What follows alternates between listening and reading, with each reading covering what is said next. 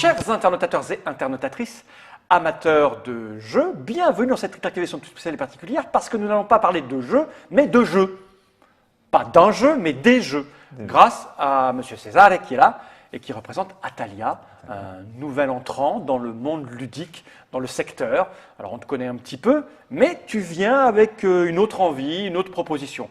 Comment vas-tu bien, César? Ça va très bien, merci. Bonjour à tous, à toutes et à tous. Voilà, tu as un chouette accent parce que tu nous viens d'Italie, c'est ça? Oui, mais tu vis en France depuis une éternité. Depuis combien? 15 ans. 15 ans, donc tu...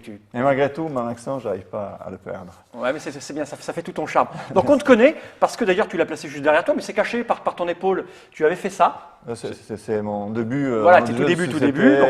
Une petite aventure ludique comme ça pour s'amuser. Tu as commencé par être auteur. Auteur, et puis éditeur, parce que tu t'es auto-édité. Bah oui, j'ai pris du goût en fait. Hein. J'ai connu le monde du jeu, des personnages super dans le monde du jeu. C'est vraiment très amusant et puis ça fait très plaisir. Je me suis découvert aussi d'expliquer les jeux aux gens, etc. sous les salons. Ça me plaît beaucoup. Ouais. Ça me donne une pêche d'en faire. J'arrive à rester 12 heures debout à expliquer toujours la même règle parce que jusqu'à présent, j'avais qu'un seul jeu, machin à la fois. Et alors que pour mon boulot traditionnel, ça, jamais j'aurais pu faire quelque chose de pareil. C'est vraiment, je trouve l'énergie, je ne sais pas d'où ça vient. Ouais. Tu fais quoi comme boulot sinon traditionnel? Je faisais parce que maintenant je suis à temps plein sur Atalia. Ah oui, tu as tout laissé tomber pour faire ça. Alors tu viens d'où alors? Je viens des achats, donc là récemment j'étais à la RATP. Donc, ah d'accord, sur Paris alors? Public à Paris, voilà, dans les achats et la logistique. Les achats à la RATP, c'est-à-dire, tu as acheté les rames de métro? Pas moi directement, mais oui, ça l'idée. entre autres, c'était l'équipe qui achetait ça. Hein. D'accord, et donc du coup, maintenant, tu as tout laissé tomber ou... J'ai laissé tomber. Et tu as fait ça, tu as fait donc Atalia. Ouais. Et Atalia, c'est pas tout à fait un éditeur standard, si j'ai bien compris. C'est pas du tout un éditeur. C'est un distributeur. C'est uniquement tu as décidé de t'occuper de la distribution, ouais. avec un petit angle particulier. On est là pour comprendre et se poser des questions sur pourquoi, comment tu vas t'en sortir et ce que tu vas nous proposer. Tu peux nous expliquer ça vite fait alors, Atalia? Atalia, donc comme tu l'as dit, je voulais me différencier un peu des acteurs qui sont aujourd'hui sur le marché. Parmi les choses auxquelles je vais penser, c'était de se spécialiser uniquement sur la partie distribution.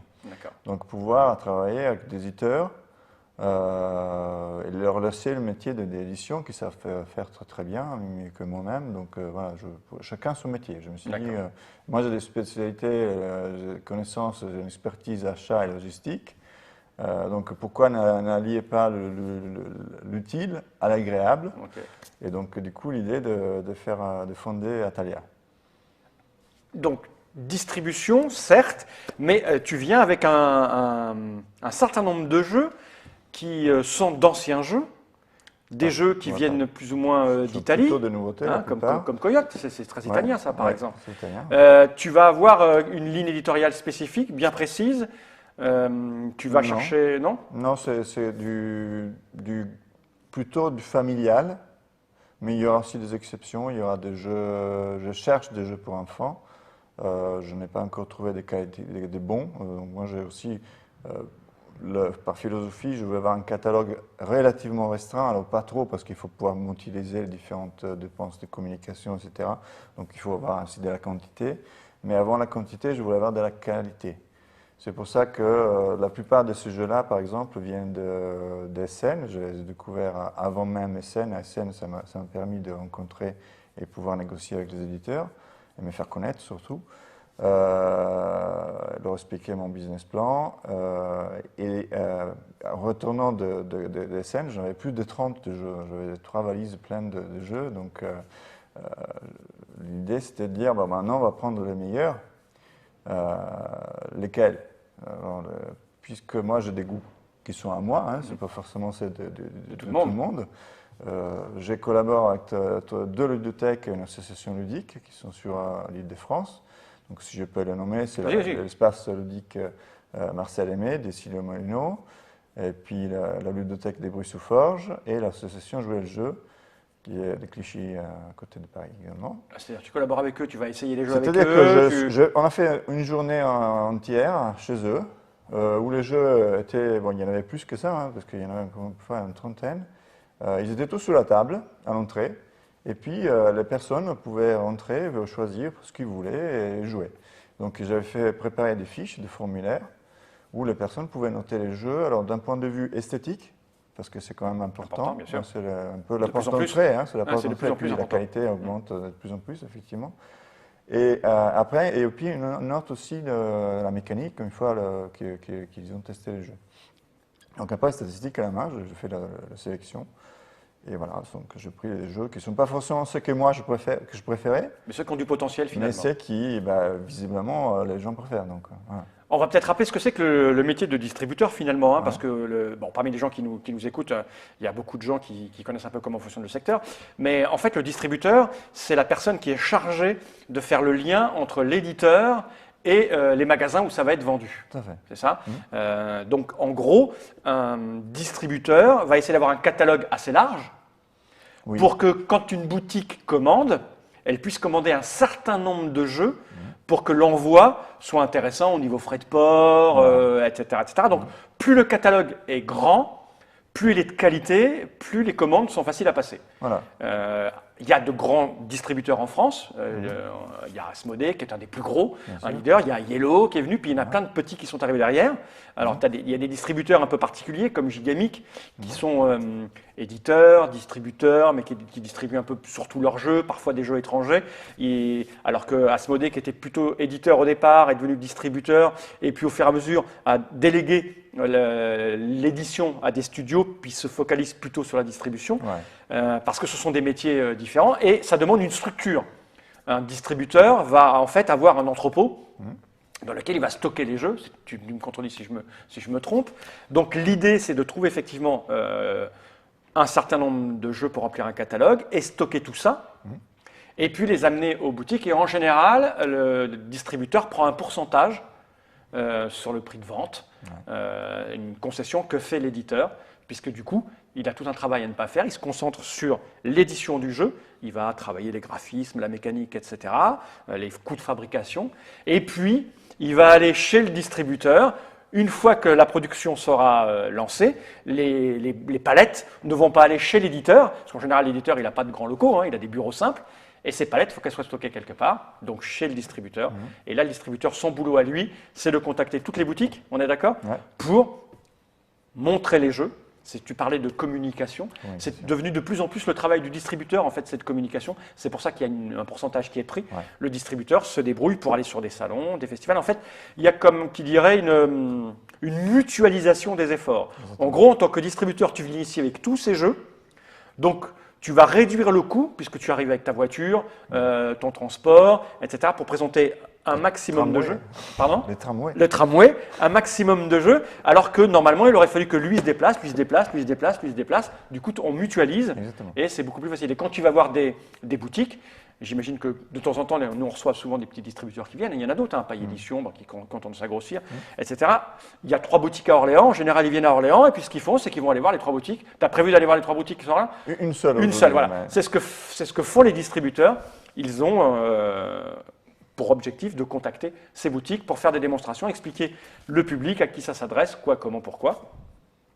Donc de mutualiser les efforts, un seul numéro de téléphone, un seul mail pour commander. Est-ce que j'ai bien résumé ? Très bien, je n'aurais pas pu faire mieux. Voilà. Et donc, en gros, face au secteur et aux gros distributeurs qui sont là, comment tu vas te différencier ? Qu'est-ce qui fait qu'un éditeur va plus venir te voir toi qu'un autre ? C'est que par rapport à ce qu'ils font certains de mes confrères, quand j'ai présenté le business plan à mes éditeurs, mes partenaires, ils ont vu qu'il va y avoir un très grand effort au niveau communication, peut-être plus important de ce qu'ils font mes confrères. D'accord. Qui est d'une part dû parce que je commence, c'est sûr, mais aussi dû parce que c'est vraiment une question de philosophie. Chez Atalia, ça va être comme ça. Communiquer. Sans trop casser les pieds, il faudra trouver le bon équilibre. Parce qu'il ne faut pas trop après, comme on dit, flouder et trop insister. Mais en même temps, si je ne suis pas présent, les personnes ne peuvent pas connaître le jeu, donc ils ne peuvent pas les acheteurs, les éditeurs ne vont pas être contents. Alors communiquer pour un distributeur, c'est quoi ? Alors tu vas aller sur les salons, déjà tu viens au Trick TV, c'est une bonne chose. Tu vas nous présenter 2-3 jeux cet après-midi, enfin dans la journée là, on va enchaîner, tu as amené un certain nombre de jeux. Après c'est quoi ? C'est aller sur les festivals, les salons ? Tous les plus grands c'est festivals, tous. Ouais. J'en ai prévu de faire 14 dans l'année au moins. Ah oui, quand même. Voilà. Donc, France, en commençant par Cannes. Europe. Cannes, on aura 60 mètres carrés, une équipe de 7 personnes. Donc Ah oui, tu y vas là. Non, non, ben, j'ai beaucoup de jeux, je veux vraiment les mettre en avant. C'est aussi ça qui a séduit certains éditeurs qui avaient des bons jeux, sous lesquels il y a aussi d'autres distributeurs, et qui malgré tout, ils ont choisi moi, bien que je commençais. Et puis je leur ai expliqué aussi que, quelque part, le fait d'être un spécialiste de la logistique, ça me permet aussi, quelque part, d'économiser des sous d'un point de vue logistique et que je peux réinvestir en côté communication. Donc je pense que la logistique, personnellement, ça me coûte moins cher que certains de mes confrères. Et pour le moment, tu es tout seul donc, chez Atalia, c'est ça? Pour le moment, je suis tout seul, mais je sous-traite beaucoup parce que voilà, donc, je disais que j'ai travaillé aussi dans les achats et la logistique, c'était surtout souvent, j'étais consultant avant et j'ai aidé mes clients à sous-traiter les parties logistiques, à trouver les meilleurs. Donc j'ai une plateforme logistique, mais c'est pas moi, que les mètres carrés ne sont pas à moi. D'accord, je sous-traite, donc je connais les meilleurs du marché, selon les besoins, etc. L'espace que tu as besoin pour stocker les jeux. Identifier, donc voilà. Ok, donc ça va être ta spécificité, c'est-à-dire avec tes compétences, tu vas pouvoir tout seul faire ce que là où il faudrait peut-être 3-4. Moi, c'est tout ce qui est communication et marketing, entre guillemets, c'est-à-dire aller voir aussi les boutiques, etc. Parce que tout ce qui, même la compta, tout ça, c'est sous-traité à 100%. D'accord. Alors bon, tu as amené un panel. Ouais. Hein, on regarde vite fait le genre de jeu que tu vas proposer. Voilà. Alors, il y a quoi? On va commencer par le plus gros et le plus lourd. Ça, c'est Oyuk. C'est un jeu de majorité de Pierre Canuel. Donc, ça a été primé au Flip en 2007, ça fait un moment, mais l'année dernière, l'éditeur qui est Mage Company l'a découvert sur Board Game Geek. Et voilà, il a décidé de l'éditer parce que super. Donc ils ont fait une campagne Kickstarter qui a cartonné, qui a dépassé tous les plafonds. Alors pas comme certains récemment qui ont fait un buzz incroyable, mais quand même plus de 5 fois la mise demandée. Donc du coup, ils ont pu mettre à l'intérieur de super matériel. Il y a plein de mi-postes différents.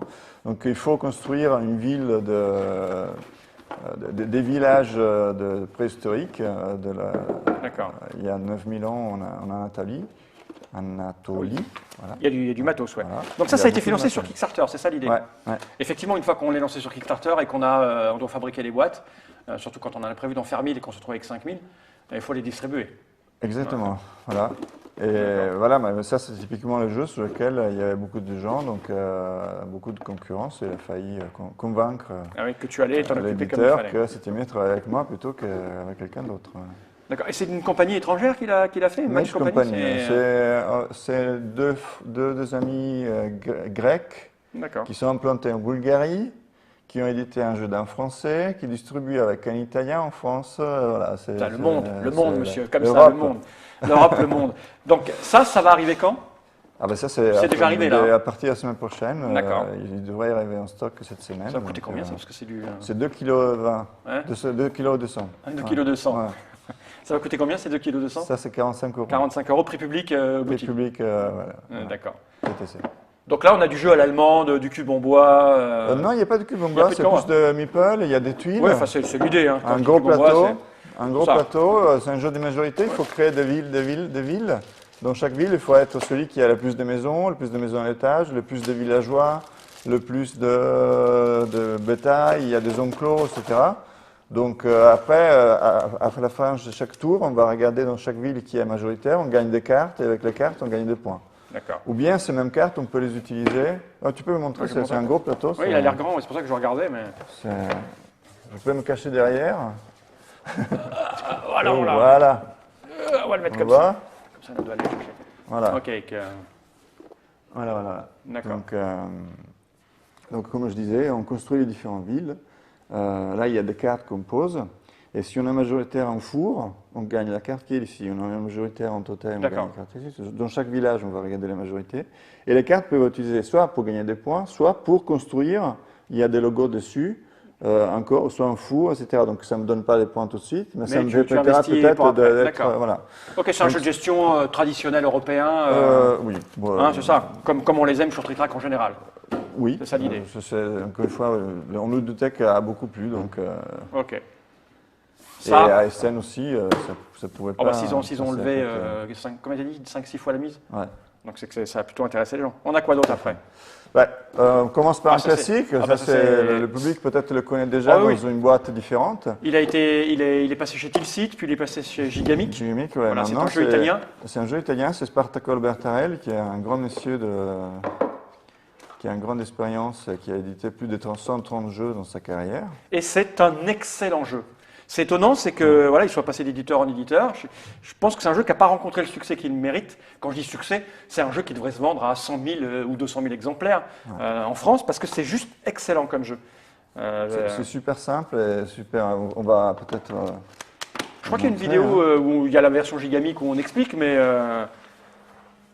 c'est un jeu excellent parce que l'idée c'est qu'on a de manière secrète un chiffre sur son front comme ça. Voilà. Comment tu le mets? Tu le mets là? Ouais. Et ton téléphone qui sonne, ça c'est pas bien, il aurait fallu le couper avant, j'ai oublié. C'est pas le mien, c'est pas le mien.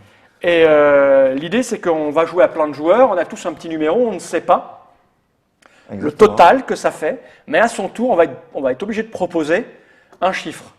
Par exemple, là je vois que mon ami a un 2, alors moi j'ai vu que j'avais un 2, mais ça c'est un peu triché, je l'ai vu dans le truc. Mais bon, en admettant que j'ai ça, je vais dire que j'ai 3, voilà.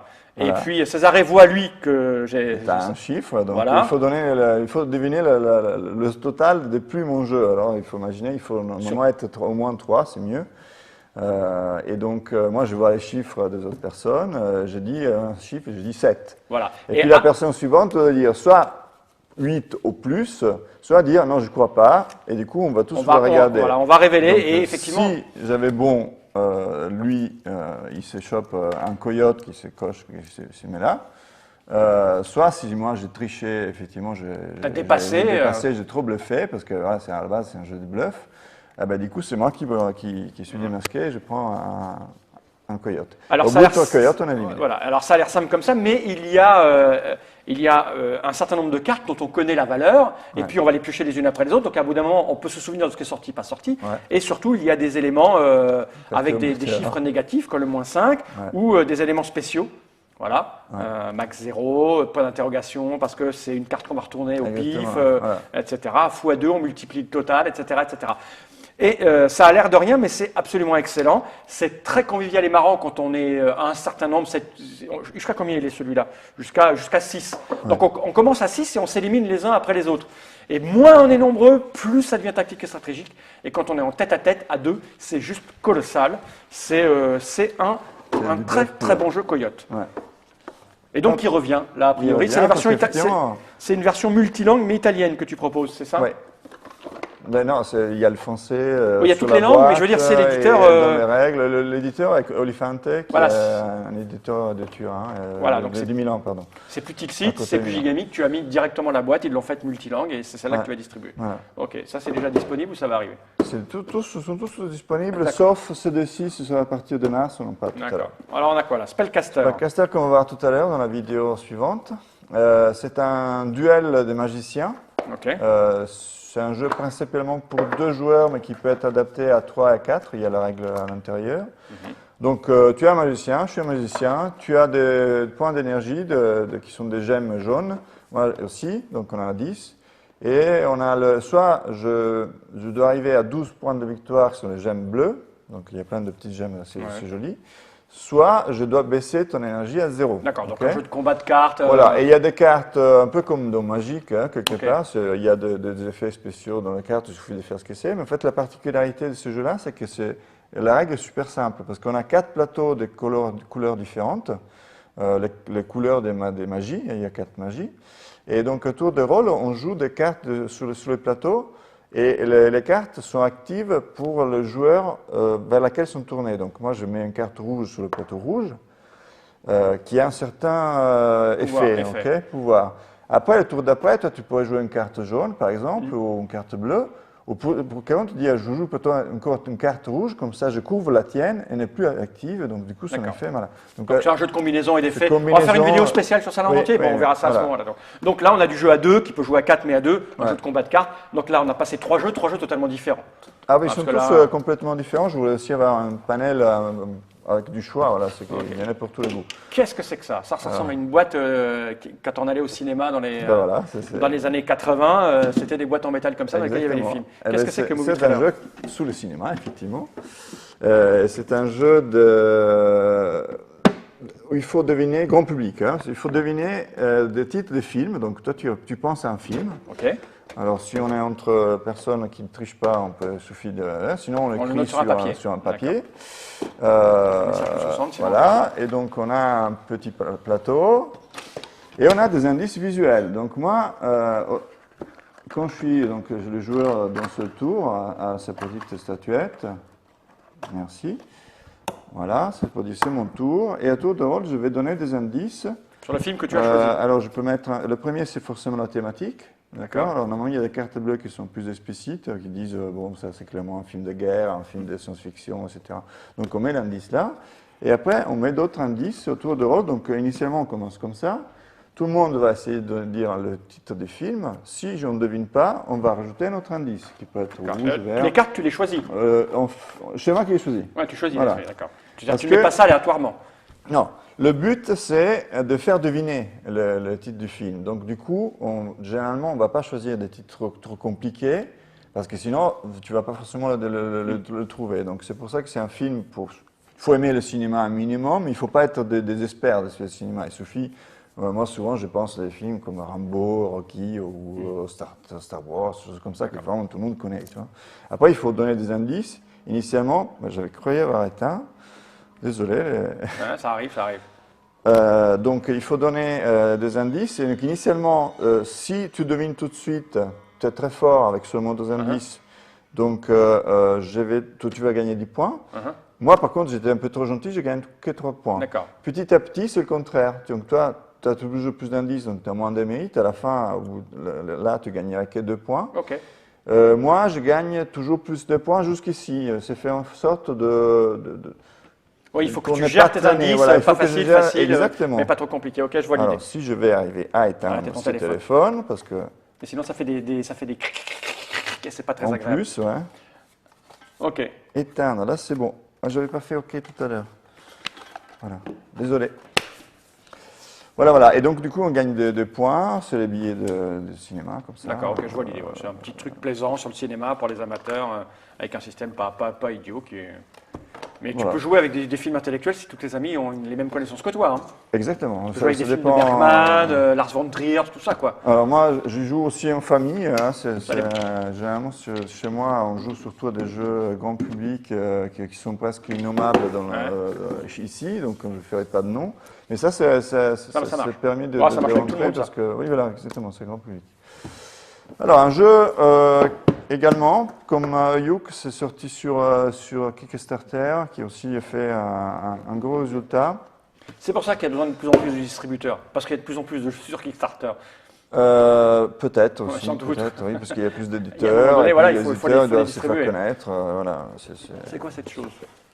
Alors ça, c'est un jeu où on est la reine, tu seras la reine si on va jouer. D'ailleurs, il y a un film qu'on va faire cet après-midi, d'une ruche.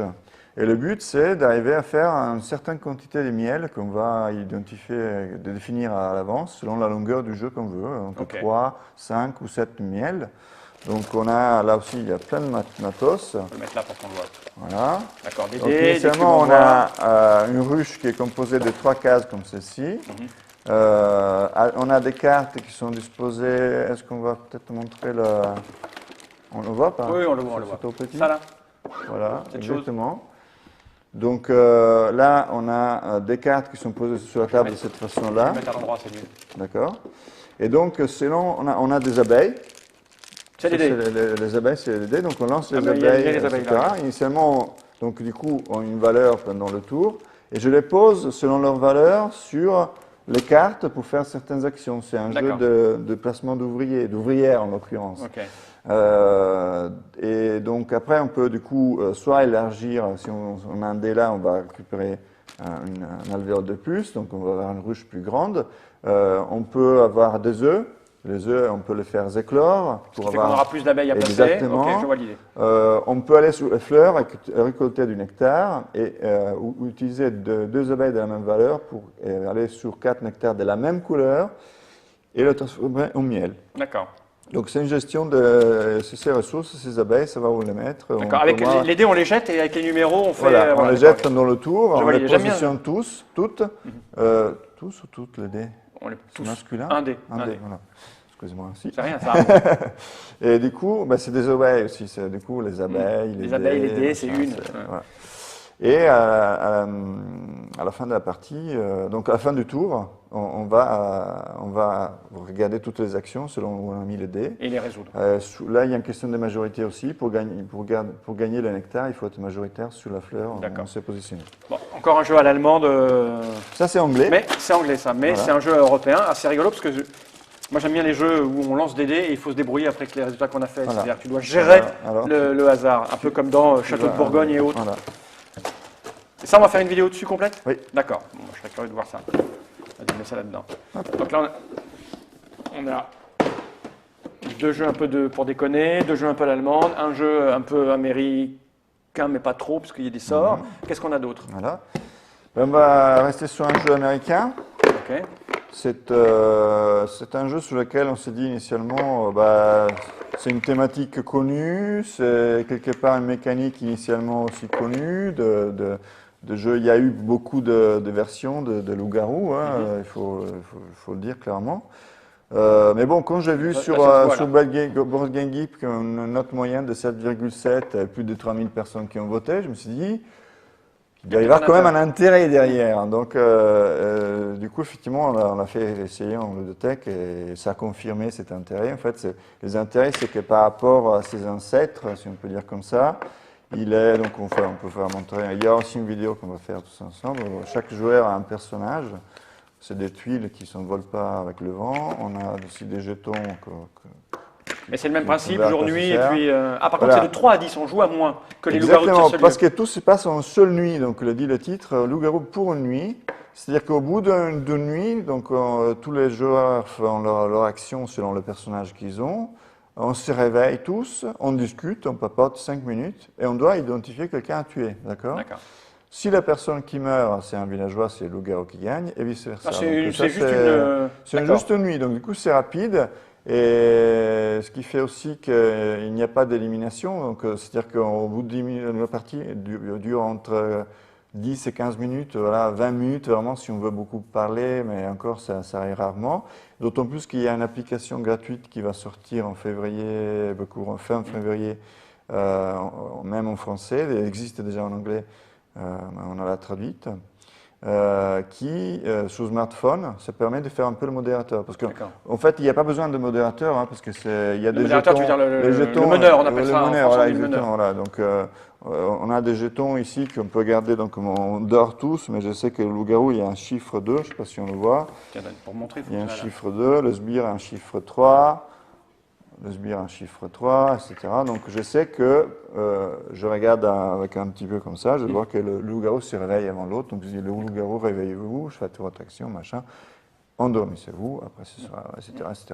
Donc c'est très rapide, on peut jouer même à 3, c'est assez équilibré. Et après, selon les personnages qu'on décide d'utiliser, la partie est assez... Ok, bon, ça on reviendra dessus tout à l'heure, c'est ça? On va faire une vidéo complète. Ok.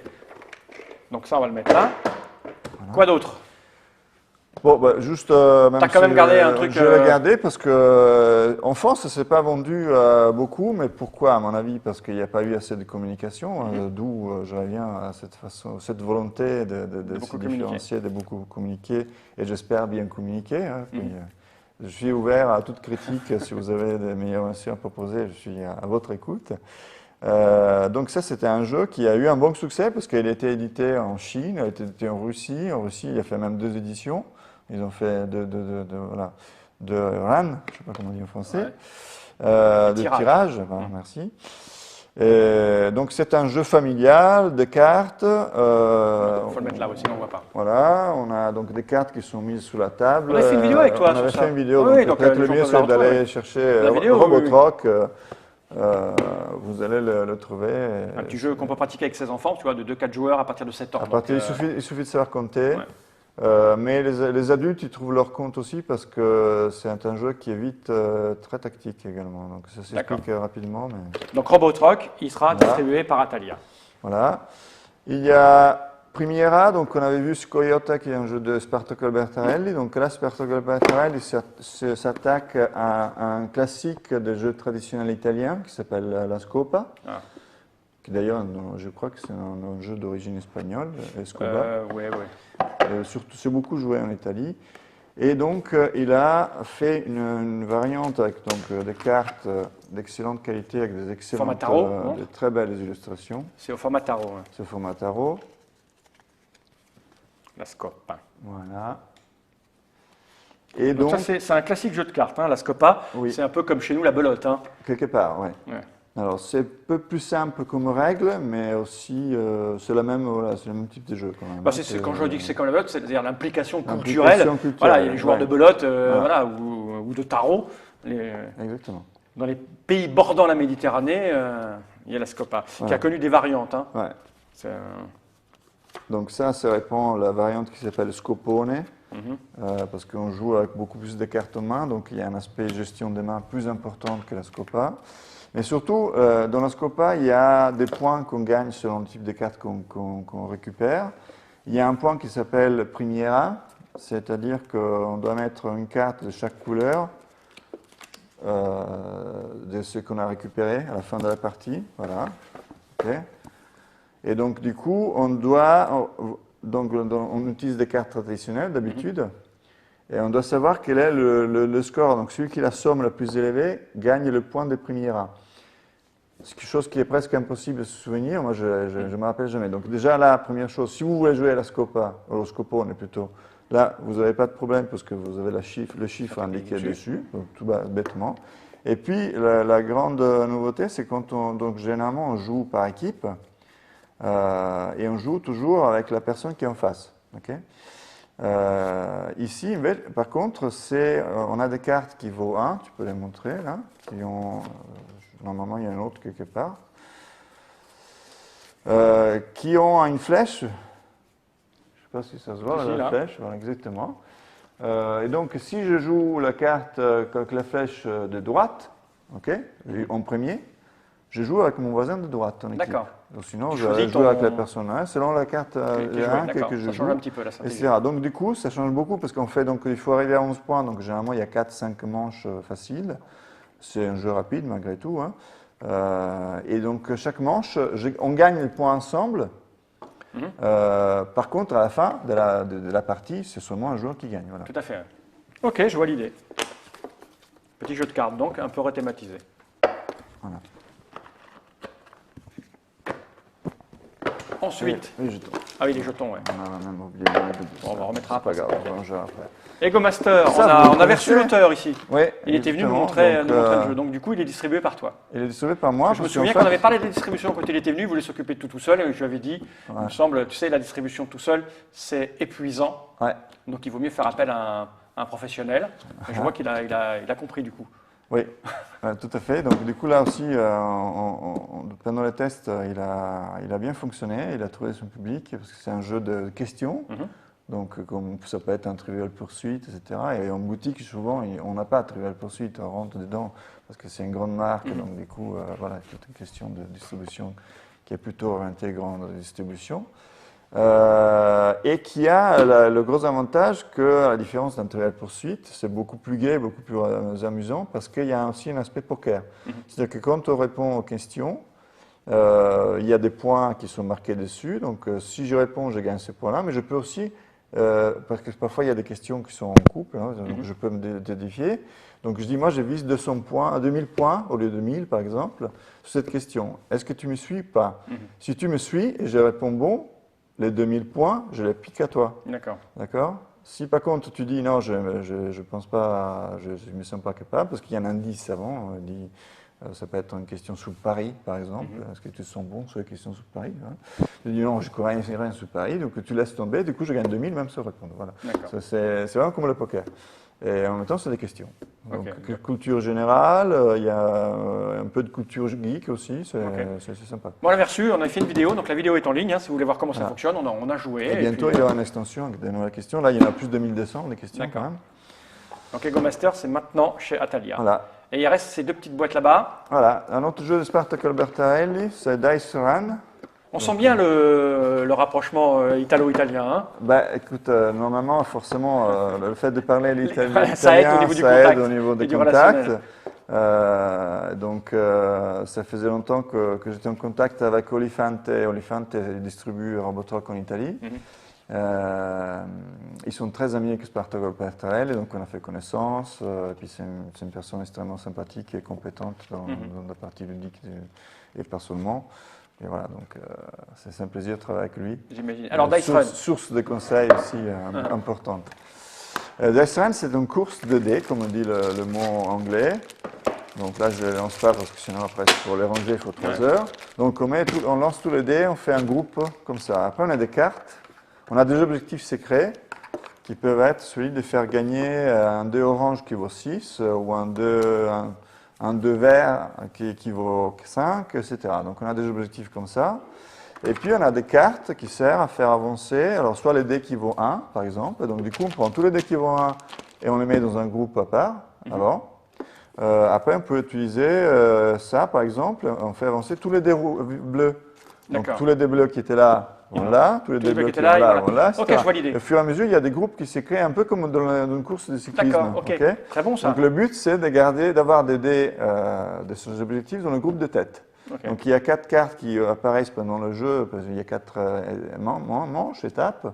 À la fin de l'étape, on choisit son objectif, parce qu'on en a 4 initialement, on choisit, sinon etc. c'est trop compliqué, si tu n'en as qu'un. Et on recommence avec les dés tels qu'ils sont. Donc du coup, et puis les dernières étapes font gagner plus de points. Donc tout au long de la partie, il y a un côté hasard, parce que c'est des dés, c'est des cartes aussi qu'on peut piocher. Donc si on ne sait pas quoi faire avec les cartes, on peut se défausser d'une carte et jeter tous les dés d'un groupe. Ah oui, pour foutre la pagaille. Voilà, pour foutre la pagaille. Pas forcément, pas les dés, le groupe de tête. Il est en tête, voilà, d'accord. ça serait trop méchant. Voilà, très simple, très ça dure combien de amusant. parties? Ça dure une heure de mémoire. Ah oui, quand même. C'est pas si... Ah, parce que tu enchaînes les manches, hein, c'est ça? Ça dépend, c'est pas marqué. C'est pas marqué, mais parce que ça dépend des joueurs aussi. Hein. Il y a des joueurs qui sont plus rapides que d'autres. Ça peut durer facilement même 20 minutes si on a des joueurs rapides. Si on a ceux qui réfléchissent beaucoup, 1 heure. Voilà. D'accord. C'est un jeu sorti en 2013, il y a un maximum de 2 ans. D'accord. Les règles sont en français? Oui, elles sont en français ici, 3 à 6 joueurs.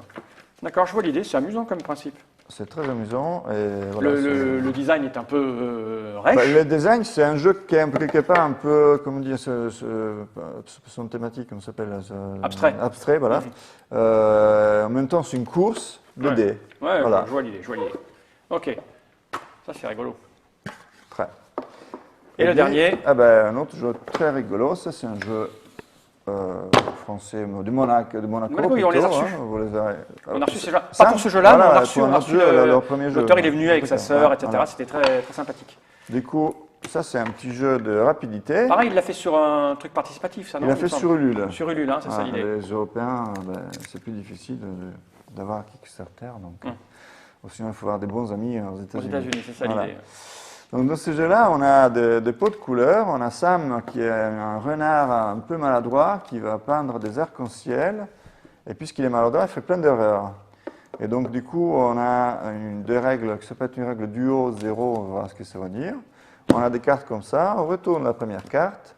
Avec la règle 0, il faut trouver la couleur qui n'est pas présente dans l'arc-en-ciel. Donc du coup, là, c'est le bleu indigo. Là, on tape. C'est un peu loin pour moi, ça. Voilà, c'est comme ça je gagne, c'est la seule façon. Hein. Donc, du coup, je gagne la carte, donc c'est un jeu de rapidité, comme il y en a beaucoup. Sinon, il y a, par contre, on verra bien l'intérêt du jeu. La règle du hall, elle, dit que si on va chercher la couleur qui est présente 2 fois, donc là c'est le vert, on tape sur la couleur verte. Le temps que les gens le montrent, je vais la montrer la carte. Hein. Voilà. On la verra mieux.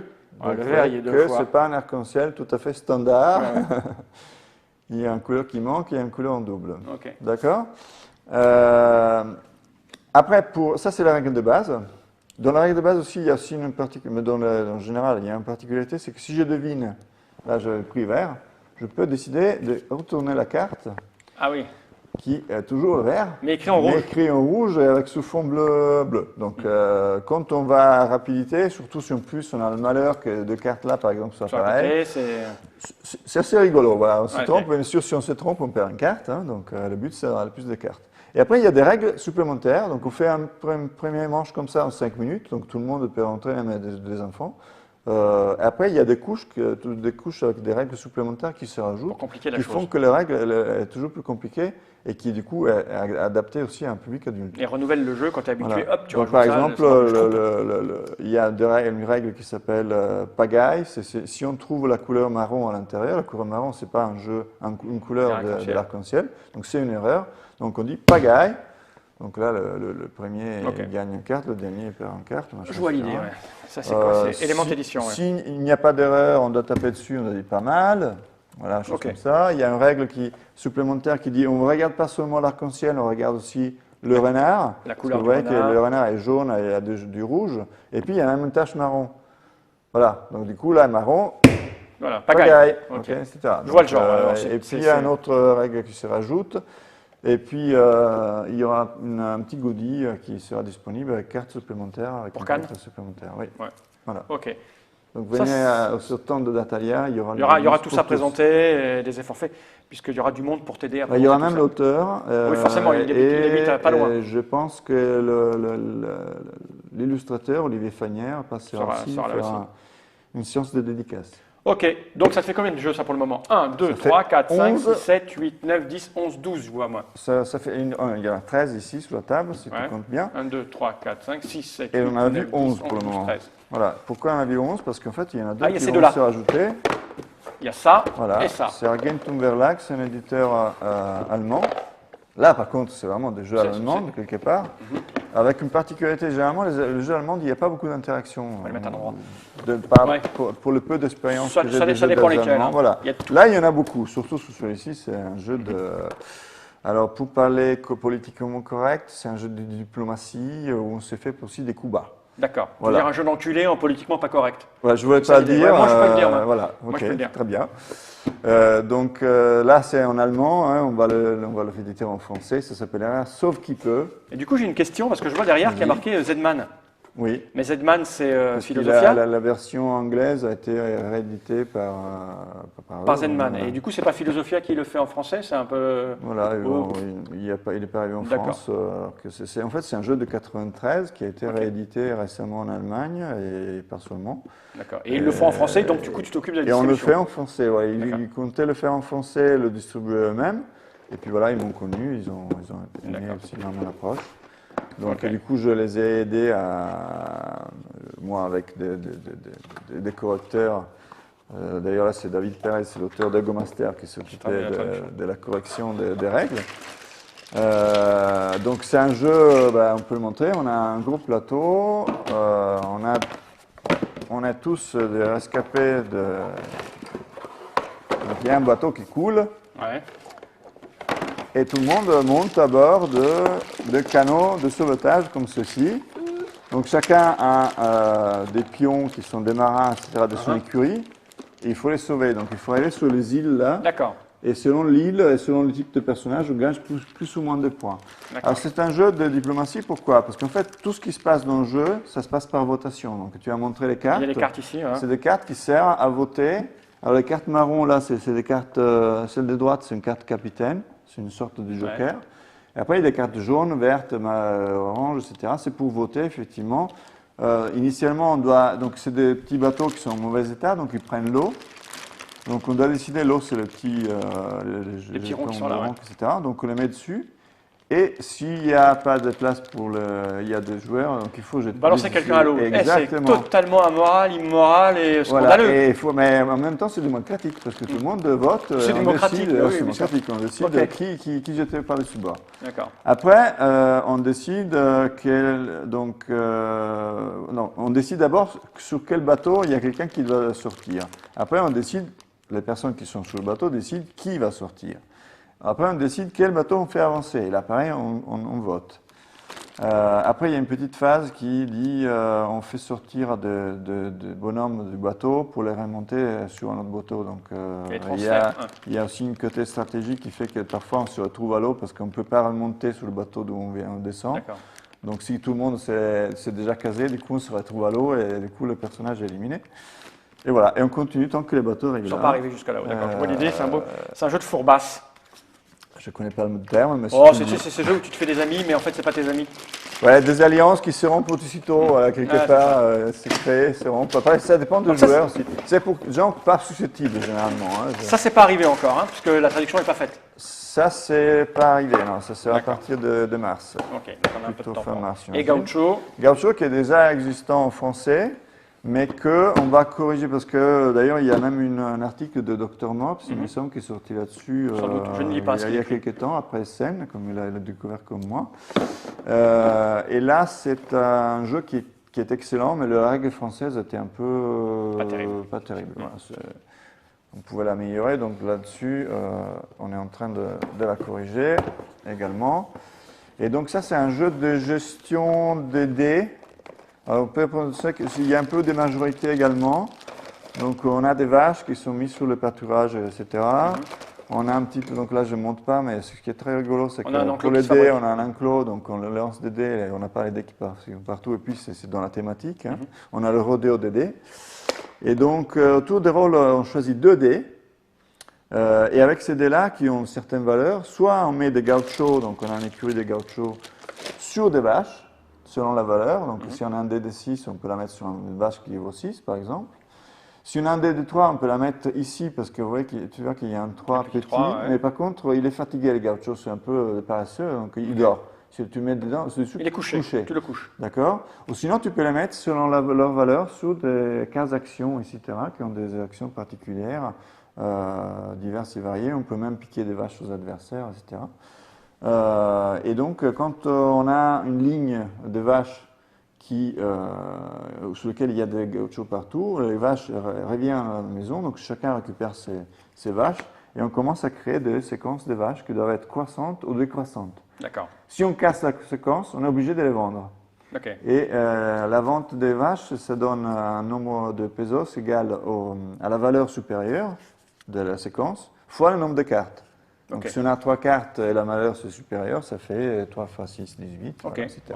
Encore de la gestion, de hasard, un peu de... Voilà, et puis voilà, il y a des gestions, parce qu'il y a des cartes qui permettent de vendre et gagner plus d'argent, il y a des cartes qui permettent d'avoir un dé supplémentaire d'une certaine valeur, il y a des actions qui permettent de pouvoir insérer une vache sans casser une séquence. Voilà, et c'est très rigolo, c'est qu'il y a cette action, ça permet de réveiller 2 gauchos, ou bien... toi, tu as un gaucho qui dort, je remplace mon gaucho qui est réveillé par le tien qui dort, et donc comme ça, tu dormais, bien fait pour toi. Je vois l'idée. Donc là, pareil, c'est un jeu à l'allemande avec de la gestion, etc. On a vu qu'on a... Et beaucoup d'interactions. Chez Atalia, il y a un mix, un petit peu. C'est ce qu'il faut dans un catalogue de distributeurs, avoir un mix. Écoute, je suis très content parce que les premiers retours de boutiques sont positifs. Ouais. Là, pour moi, je viens de commencer la partie prospection boutique. Et ça se passe bien? Ça se passe plutôt bien. D'accord. Tu te donnes combien de temps pour être sûr que ça fonctionne? Tu t'es mis en dispo ou tu as complètement arrêté de travailler? J'ai complètement arrêté de travailler. Ouais. Donc tu es confiant à fond? Il faut que ça travaille. Il faut que ça marche. Il faut que ça marche. Bon, je le souhaite. Bien, on a passé en revue un petit peu les raisons du pourquoi du comment d'Atalia, ce que tu allais proposer dans ton catalogue, et on va revenir plus précisément sur 2 ou 3 jeux. 3 jeux, tu as choisi, c'est ça? Oui, aujourd'hui, on va commencer par 3. Dans la journée, donc vous pourrez aller voir après en détail ce dont il est question. Est-ce que tu as dit tout ce que tu voulais dire? Tu as des choses à rajouter? J'ai vu, quand tu as publié le premier article sur Atalia, j'ai vu qu'il y avait des questions. Savoir pourquoi ça s'appelle Atalia. Oui, vas-y. Je peux répondre, peut-être. On comprend un petit peu. Voilà. Atalia, Italie. Ouais, plus ou moins. Alors, en fait, ce n'est pas un acte patriotique de ma part, c'est plus parce que je cherchais un nom. C'est pas évident de chercher un nom, donc parfois, c'est des gens qui étaient tellement en bateau, donc bon, ça ne parle pas, etc. Et puis, je me suis dit, tiens, mes partenaires initiaux, je savais que j'avais ce partenaire Elefante qui était prêt à me soutenir. Et donc, je dis, puisque mes partenaires initiaux sont certainement italiens, en tout cas les premiers qui me soutiennent, on va appeler quelque chose qui rappelle l'Italie. Italia, Et puis je me suis dit, ben, en même temps, il y a peut-être des Américains aussi. C'est américain, ça commence par A. Du coup, Atalia, Ça voilà. marche bien, ça marche bien. Je jette un petit coup d'œil sur comment on est en direct avec les internautes. Voilà. Je regarde s'il y a des petites questions ou pas. Non, les gens écoutent, donc ils blaguent entre eux. Hein. D'accord. Voilà. C'est sous mon accent. Il y a Bruno des Montagnes qui est là, Martin. Non, du tout. Okay. Non, ça parle. Je peux pas tout lire en fait là. Si vous avez des questions, les gens, vous êtes en forme, les gars, ça doit bien plaisanter. Je sais pas de quoi il plaisante. On lira ça après. Oyuk a l'air sympa, dit Monsieur Bakerfield. Sans doute, oui, ça a l'air. Le matériel est assez séduisant. On aura la présentation de Gaucho, dit Monsieur Grand Lapin, peut-être une autre fois, parce que tu n'as pas prévu ça. Tu as prévu des jeux un peu plus simples et rapides. Fin mars. Fin mars, donc on a le temps d'ici là. En tout cas, à Cannes, l'éditeur sera présent. Alors, pour me différencier aussi, les éditeurs viennent sous mes tables, chez moi, gratuitement, c'est-à-dire que ça m'effraie. Lui, il aura son stand parce qu'on s'est connus après. Donc, il avait déjà commandé. Donc, pour découvrir le Gaucho, si vous venez à Cannes, sinon on aura toujours le moyen à un moment donné ou à un autre de faire une vidéo. Voilà. Donc voilà, j'arrive plus à suivre là parce que ça a beaucoup parlé pendant qu'on parlait. Et donc il n'y a pas qu'une volonté de distribuer des jeux étrangers. Hein. Oui, il y a aussi. Petit à petit, déjà, ça c'est français. Ça aussi, même si c'est monégasque. Et j'ai d'autres. Là, parce que j'ai eu une expérience d'autres éditions qui, quelque part, on apprend toujours par ses erreurs aussi. Donc le premier. C'était un jeu qui était excellent, mais malgré tout raté en packaging, il faut le dire. C'est tout petit, on ne voit même pas. On voit pas, voilà. En plus, on pense que c'est un jeu simple alors que ça ne l'est pas. Donc du coup, après, je me suis amélioré avec Robot Rock. Donc je peux aider aussi ceux qui veulent se lancer dans notre édition à faire un produit de qualité. En plus, parce qu'avec un regard extérieur, c'est plus facile. Quand on est l'auteur, si on est trop impliqué, c'est difficile à faire la part des choses. Je suis en train de suivre certains projets en autre édition qui vont sortir et qui vont être juste excellents, je pense. Bon, ça parle un petit peu de ça, des loups-garous pour une nuit, parce que forcément les gens font le rapprochement avec les loups-garous de tierce-lieu. Il y a des gens chez qui ça passe pas, le fait de ramener ça. Moi, je ne connais pas, je ne me suis même pas intéressé à ce que c'était. Ce que c'est que Béziers Game, c'est pas le premier venu, donc c'est un éditeur qui existe depuis un moment. Les loups-garous, ça devient intéressant au-delà de 10. C'est vrai, en dessous de 10, c'est pas très intéressant. Voilà. Là, c'est 3-10. Donc je ne sais pas, c'est Tom Burchak qui se pose la question, qui trouve que déontologiquement, tout ça. Moi, je ne sais pas. Et ça, c'est une question déjà, le Loup-garou de Tierceleux, c'est pas un jeu, entre guillemets, original non plus. C'est lui-même, il a été inspiré il a quand même, quoi qu'il arrive. Par Mafia, etc. Je comprends le propos, mais il n'en demeure pas moins que c'est des jeux qui étaient très, très discrets, et c'est les loups-garous qui a remis en avant le principe, qui a mis en avant le principe, qui fait que c'est devenu très célèbre et très connu et qui a donné envie aux autres. Et bien lui, il se différencie, donc c'est pour ça qu'on l'a proposé malgré tout, parce qu'il se différencie par le fait, vous êtes en petit comité, vous ne pouvez pas jouer à loup-garou, vous avez ça. Vous voulez un jeu plus rapide également, on est 3, on a 10 minutes, ça sort, alors que ça donne quelque part le même type de sensation, etc. Mais différente. Mais complètement différent et surtout rapide. De toute façon, on va en faire une vidéo, on va faire une partie complète, donc on verra si vraiment il y a une différence. Alors, moi, tel que tu me le décris, j'en vois une, c'est-à-dire 3 à 10. C'est absolument pas le format des loups-garous, effectivement, ça surfe là-dessus. C'est un jeu qui nous vient des États-Unis. Quand on a été à la Toys Fair de New York, une fois dans sa vie, on comprend comment ça marche aux États-Unis. C'est-à-dire que là-bas, ils n'ont aucun, pas scrupule, mais ils ne s'interdisent pas de reproduire des jeux en changeant 3 bricoles, une thématique, donc ça leur pose pas de problème. Là, on voit quand même que la partie dure 10 minutes, il est marqué 10 minutes, 3-10, c'est pas tout à fait le même format. Non. Donc on verra quand on y jouera. Voilà. C'est dit, ce n'est pas le premier genre Lupus in Tabula, je crois que ça n'a rien à voir, parce que là, Lupus in Tabula, c'était plus proche des loups-garous. C'était vraiment plutôt un peu plus qu'une copie. Donc on verra bien, Monsieur Tom, tout à l'heure, en présentant le jeu, si vraiment il y a une problématique morale. Mais là, vu comme ça, je ne sais pas. 3-10, pour moi, c'est pas pareil. Donc, chacun, après, moi, je trouve qu'effectivement, il avait son intérêt. Tu t'es posé la question au moment où tu l'as choisi ? Je me suis posé la question, bien sûr. Et puis j'ai vu en ludothèque, les gens, finalement, effectivement, se disent, mais c'est quoi ce truc ? C'est une copie, etc. Et puis ils disent, ah bon, on peut jouer à 3, un peu machin. C'est une autre façon de jouer. Donc, si tu aimes le loup-garou, tu ne peux pas jouer. Donc, à la limite, on peut acheter les deux. Hein. Quand on est beaucoup, on est 10, on joue au loup-garou terceleux. Quand on est moins, on joue au loup-garou pour une nuit. Ok, bon, on verra ça donc dans la vidéo, on en parlera plus spécifiquement. Merci Césarée d'être venu Merci jusque-là, de nous à avoir toi. présenté tout ça. Voilà, on a Merci quand à même tous. parlé pendant 53 minutes. L'air de Ah rien, ouais, bah oui, ça j'ai fait. pas vu le temps passer. Oui, ça passe vite. Et puis on va vous laisser et on va s'attaquer de manière plus précise à certains de ces jeux-là. Voilà. Merci, à plus tard pour de nouvelles À plus tard. aventures. Jenny Wright.